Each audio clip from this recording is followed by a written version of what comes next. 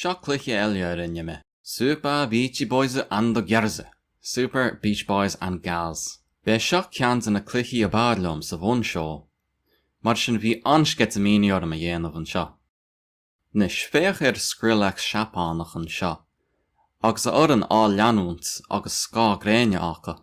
Tá sé an-te agus grianmhar. Táimid á dhéanamh seo I lár a todhraí agus an teocht go maithas ceann tríocha céim. Dal an scéal, tá an chailíocht bhí an seo cho híseal seo mar go raibh orm a hafada le món póca, mar nach raibh OBS ábalta Amazon Prime a hafada.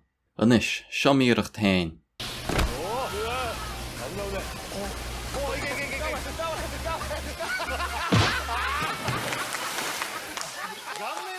Se, níor taispánmh ach a chuid dhéanamh seo nuair a hitsam sa drink.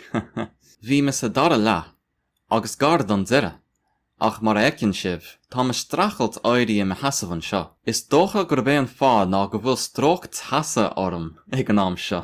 Bhí an-tinnis cén orm an táimir fád agus sin ina síon aice leis a gúras an seo.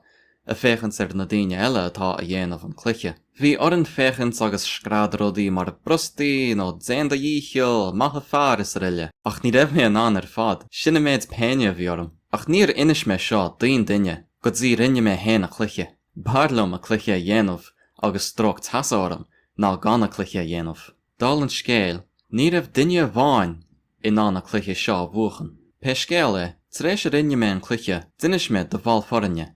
Agus thug sé go dtí dochtúr I seomra fuair me, agus bhí me cearca leor tréis cúpla nóméad. Nuair a bhí me sa seomra dochtúra, chua me chalín mia agus fuair sí seans eile dúin, revival game nó cluiche abheochanna a deirfá béidir. Seo mia á dhéanamh an seo.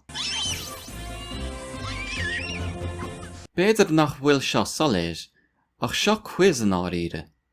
Tá gá doras an ag deire, ceann a bháin a bhreagra ceart, agus ceann eile a bhreagra mícheart, agus bhí orann slánaí go dtí a doras, agus sin clúdathe le glé, bhua mar a cluiche sin, ach heb orann an chéad lá eile a gluiche seo leis a surfboard, agus ní taispáin a bhar níireacht fiú. Ach taispáin a bhmiseán seo chúis éigin.